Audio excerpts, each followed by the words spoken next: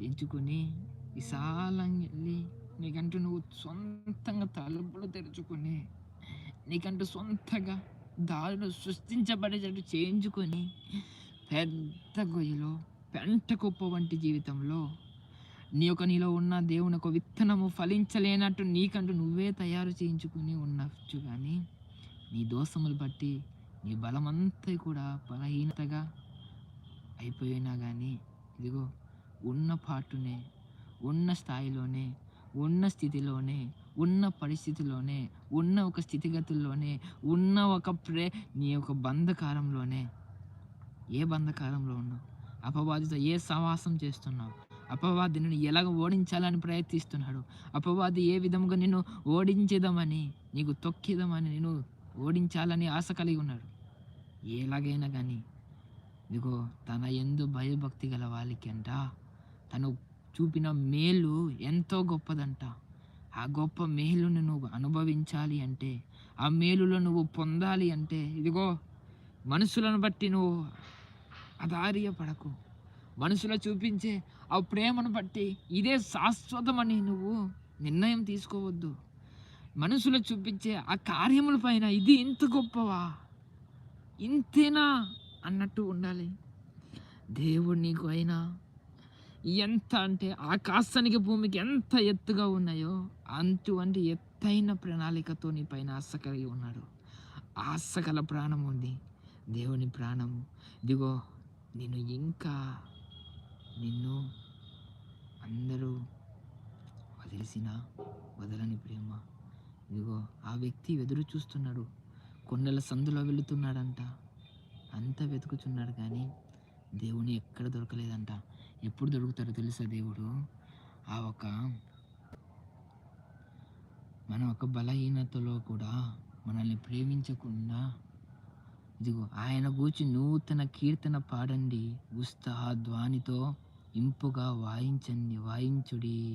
యెహోవా వాక్యము యథార్థమైనది, ఆయన చేయునదంతయు నమ్మదగినది. కీర్తనల గ్రంథము 33:4 అధ్యాయము. యెహోవా వాక్యము ఏమైనది? దేవుని వాక్యము యథార్థముగా ఉన్నది. దేవుని వాక్యము యథార్థమైన వాక్యం. యథార్థముగా సాత్వికముతో నీ హృదయాన్ని తీసుకో, సాత్వికముతో నీ యొక్క బంధాన్ని, సాత్వికముతో యెహోవా వాక్యము ఏమై ఉన్నది? యథార్థముగా ఉన్నది. ఆ వాక్యముని నీ హృదయపూర్వకముగా, నీ ఆత్మపూర్వకముగా నువ్వు తీసుకొని నీ హృదయంలో స్వీకరించు.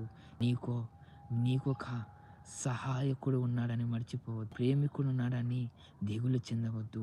నలుదిశలంతా కూడా తలుపు ముయ్యబడి ఉన్నా, ఇదిగో చింత అంతా నిండిపోయి ఉన్నా, దిగులు నిండిపోయి ఉన్నా, ఇదిగో రేపే నష్టం. ఇప్పుడు ప్రస్తుతం కూర్చున్న చోటుని ఆలోచిస్తేనే నాకు శ్రమ అవుతుంది, ఏమి చేయాలో తెలియక నీ హృదయము కొట్టుకుంటుండవచ్చు, ఇదిగో ఎముకలు ఊకుతుండవచ్చు. కానీ ఆయన వాక్యము యథార్థముగా ఉన్నది. మనుషుల మాటలు కల్మసంతో కూడిన మాటలు, మనుషుల ఆలోచనలు నిన్ను ఓడించేదమని ఆలోచనలు, మనుషులకు ప్రణాళికలు నిన్ను ఎక్కడితే నాశనకరమైన గుంటలో నిన్ను పడేదమని ఆలోచనలే కానీ నిన్ను హెచ్చించే ఆలోచనలు కావు. నిన్ను సొంతముగా ప్రేమించే ఆలోచనలు కావు. నిన్ను ఏకముగా ప్రేమించే ఆలోచనలు కావు. మనసులో నిన్ను ఎలాగైనా మొదటిలో ప్రేమ అంటే ఏంటో చూపిస్తూ, మొదటిలో సంతోషం అంటే ఏమిటో నిన్ను చూపిస్తూ, మొదటిలో ఆనందం ఏమిటో అంటే చూపిస్తూ, కానీ చివరికి నేను గుంటలో పడివేసే విధముగానే నిన్ను ప్రేమిస్తూ ఉంటాడు. చివరికి నేను గాయము చేసి ఒంటరి చేసే విధముగా నేను ప్రేమిస్తూ ఉంటాడు. ముఖము మీదే నేను రిజెక్ట్ చేసే రకంగా ఉంటాడు. ఇదిగో వాటి కోసం బాధపడకుండా ఇదిగో పరిగెట్టు, లోకములో ఉన్న బంధాల నుంచి పరిగెట్టు. ఇదిగో నువ్వు ఎక్కడ వెతికినా దేవుడు దొరకడు. నీలో ఉన్న అపవిత్రత నువ్వు ఎక్కడ పెట్టినా దేవుడు దొరకడు. నీకు నమ్మదగిన వాడు. నువ్వు నమ్మకంగా లేకపోయినా మంచి కాపాడి తన గొర్రెల కోసం తన ప్రాణమును పెడతాడు కదా.